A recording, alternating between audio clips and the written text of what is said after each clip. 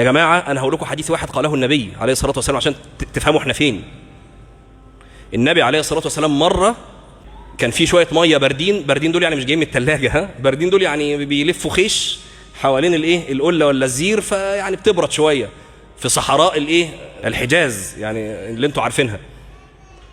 شوية مية باردة وشوية تمر. قال صلى الله عليه وسلم: والذي نفسي بيده إن هذا لهو النعيم الذي تسألون عنه يوم القيامة، يشير إلى قول الله عز وجل: ثم لتسألن يومئذ عن النعيم. أهو ده حديث يفهمنا احنا فين من الرفاهية. انتوا عارفين بداية الحديث ده يا جماعة؟ بداية الحديث ده ان النبي عليه الصلاة والسلام خرج من بيته صلى على النبي علشان مش لاقي حاجة ياكلها، فخرج يدور على حاجة ياكلها. فلما خرج لقى اتنين في وشه برضه خارجين يدوروا على حاجة ياكلوها. مين؟ أبو بكر وعمر. انتوا متخيلين يا جماعة؟ طب تعالوا بقى نشوف ايه حاجة ناكلها كده. راحوا أبي الهيثم بن تيهان صحابي جليل، عمل بقى اللي انا بقول لكم عليه، جاب لهم تمر وميه بس.